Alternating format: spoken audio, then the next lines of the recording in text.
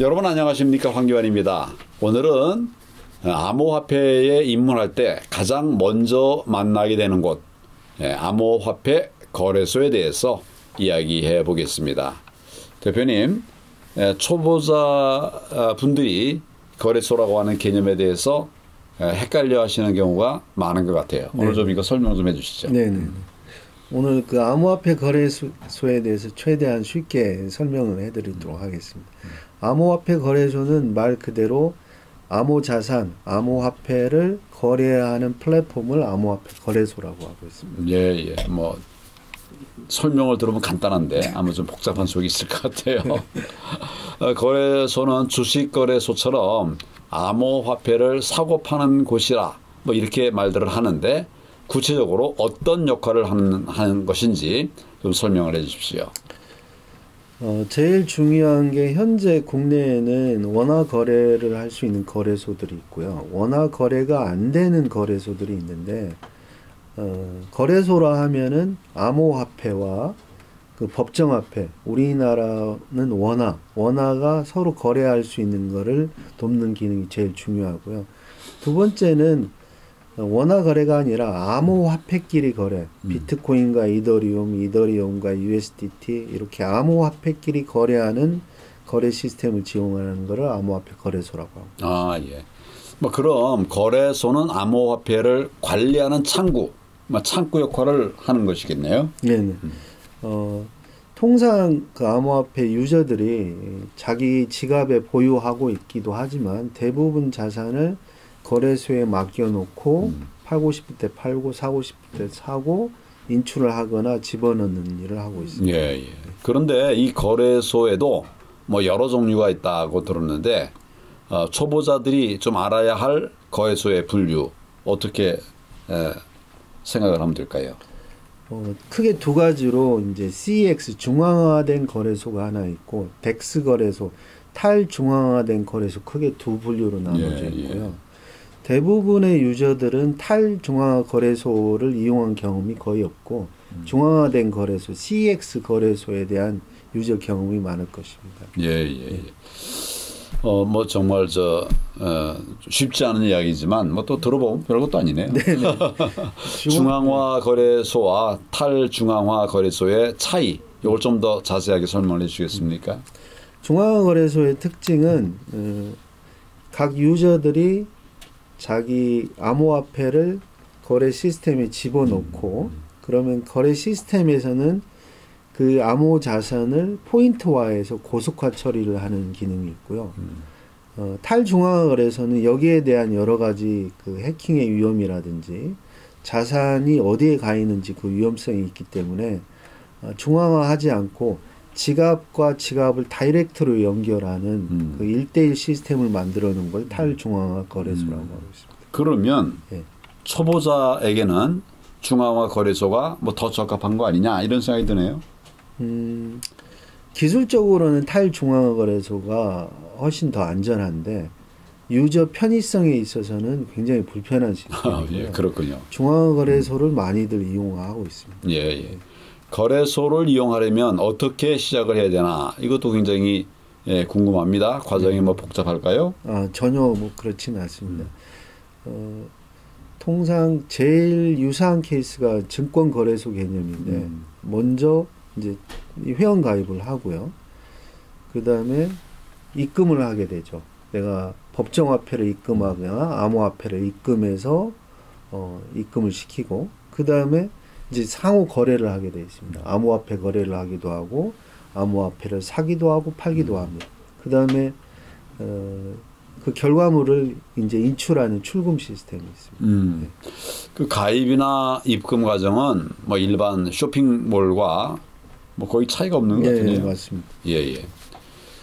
다만 이제 암호화폐는 개인 자산이기 때문에 보안과 신뢰가 무엇보다 중요하다 이런 말씀하셨는데 거래소는 그러면 어떻게 돈을 벌까? 무료로 운영되지는 않을 거 아닙니까? 네, 맞습니다. 어떻게 돈을 벌고 있습니까? 다양한 수익 구조가 있는데 첫 번째는 거래할 때마다 증권거래소처럼 거래 수수료를 징수합니다. 그 다음에 이게 사고팔고의 매도 매수 간 차이가 있는데 그걸 스프레드라고 하기도 하고요. 거기서 수익을 발생합니다. 아, 예. 그럼 탈중앙화 거래소는 수익 구조가 좀 다를까요? 네네. 어떻게 다른지 한번 설명 좀 해주시죠. 탈중앙화 거래소는 그 종단 간에 암호화폐를 가지고 있다가 자기들끼리 거래하기 때문에 그 중간에 인터셉트에서 가스 수수료를 징수하는 구조로 되어 있습니다. 예, 결국은 이제 수수료가 나가는 건데 중앙화된 거래소는 수수료가 정해져 있는 거고요. 탈중앙화 거래소는 네트워크 수수료를 차징하는 구조로 되어 있습니다. 아, 거래소로 사용할 때 초보자가 뭐 조심해야 할 점이 있다면 어떤 것들이 있을까요?